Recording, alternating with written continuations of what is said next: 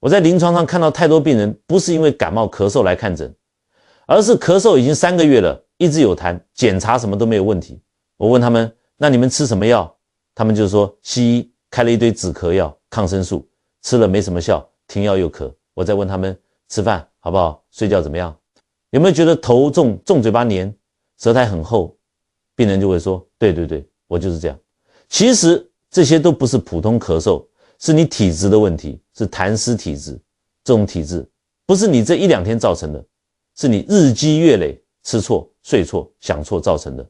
我跟你讲，痰不是你想的那种咳出来那团黏黏的东西而已，那个叫做有形之痰，你看得见摸得着。但还有一种更麻烦的痰是无形之痰，你感觉不到它，可是它在你的身体里面兴风作浪，扰乱气机，阻塞经络，藏在哪里？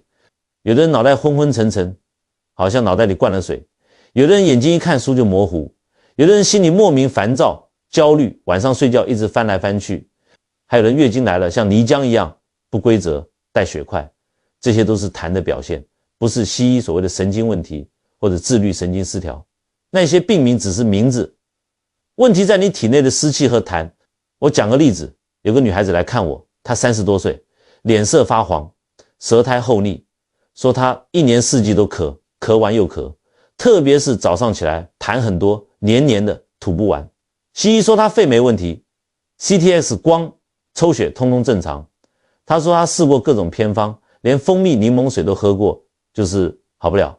我一看她舌苔，立刻知道这不是肺的问题，是脾出问题。脾是生痰之源，你吃什么东西，怎么消化，身体如何运化，全靠脾的功能。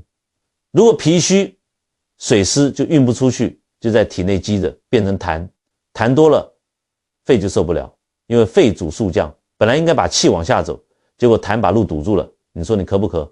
我给他用的是最简单的方子，2陈汤。你们可能都听过半夏、陈皮、茯苓、甘草加一点生姜，这个方子就是专门对付这种痰湿体质的，它不是什么强力止咳药，而是从根本上去除痰的源头。他吃了1个礼拜，咳嗽减轻，2个礼拜后痰就几乎没有了，整个人清爽很多。3个月后我再见到他，像换了一个人，连皮肤都亮了。他说他终于可以睡个好觉，也不再怕一吹风就咳嗽。痰湿这个东西不只是肺的问题，你身体的5脏肝心脾肺肾都会受它影响。很多妇科病，比如乳腺增生、卵巢囊肿，其实根源也是痰。你身体里面的水湿代谢出了问题，它就往有空隙的地方跑。乳腺、子宫、卵巢就是它最爱藏的地方。你西医开刀割了一个，过几个月又长出来，不是割得不干净，是你体内的痰根还在。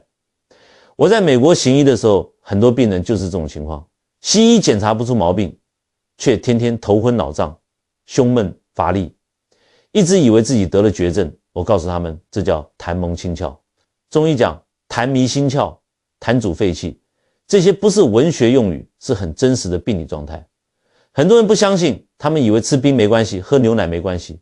我告诉你，牛奶是最容易生痰的东西，尤其是乳糖不耐的人，喝下去肚子胀、肠胃堵、舌苔腻，你舌头每天舔着自己的舌苔都觉得厚重，那个就是你体内的湿气在作怪。吃冰更不用讲，冰是寒邪之最，它直接把你的阳气打下去，脾阳一虚，水湿不运，就生痰。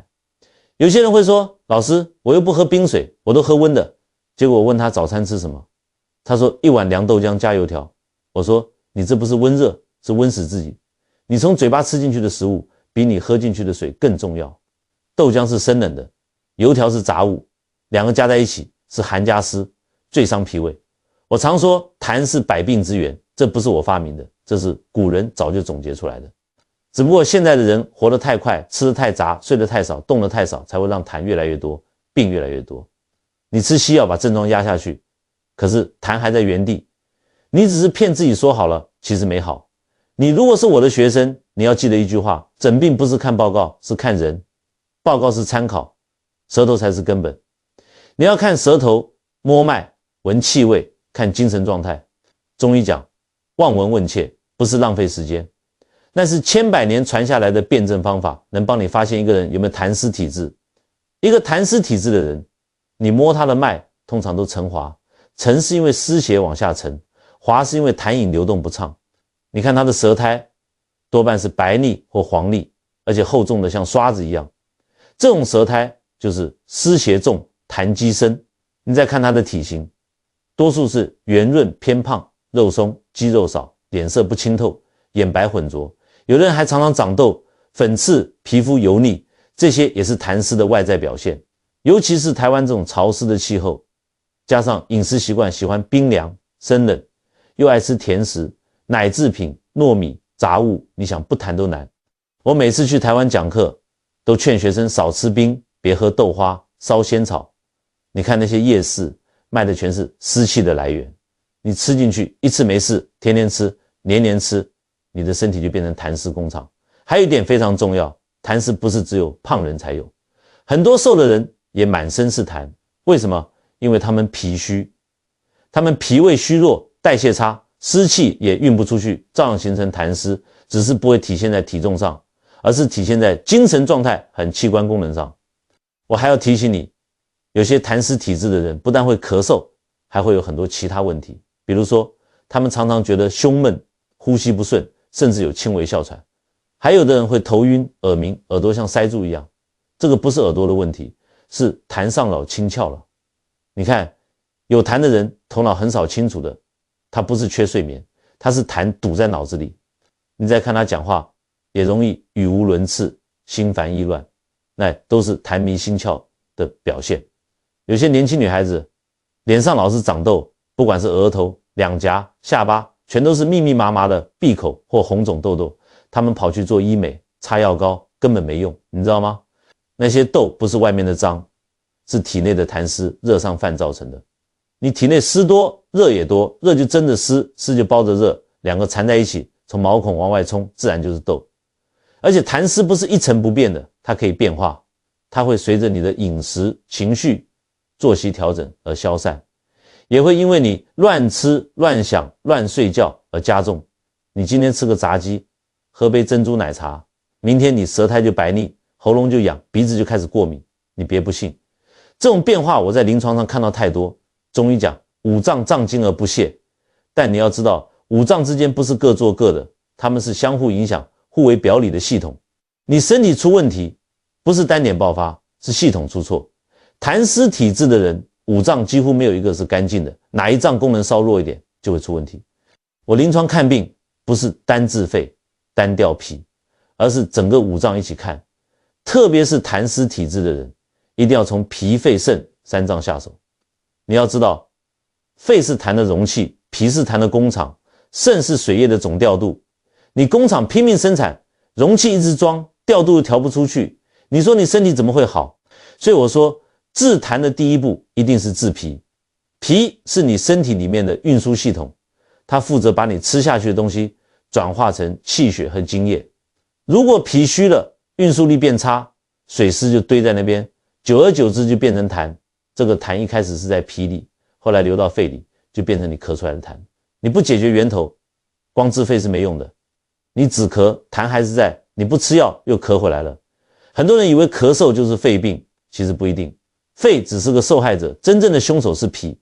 你看那些痰湿体质的人，大多都有脾虚的表现，吃一点就胀，不容易消化，便溏，容易疲劳，四肢沉重，甚至眼皮也重，讲没两句话就想睡觉。脾虚生湿，湿久生痰，这是一条完整的路，你不懂这条路就永远治不好病。还有肝也会帮凶，你们不要以为肝只是排毒的，肝主疏泄，它调节情绪，调节气机。如果你情绪不顺，长期郁闷、生闷气、压抑，肝气郁结，气机运行就不畅，气不动，水就停，水停就是湿，湿久就是痰。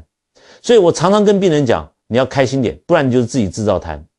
他们还以为我在开玩笑，我说不是你吃错，是你想错。我们身体的能量是有限的，你把太多能量放在烦恼、生气、纠结上，脏腑就没力气运作，怎么可能把湿气排出去？更重要的是肾，肾是水液代谢的根本，它像水库一样。如果你肾阳虚，水的动力就没有了，就像水泵坏掉一样，水就堆在身体里。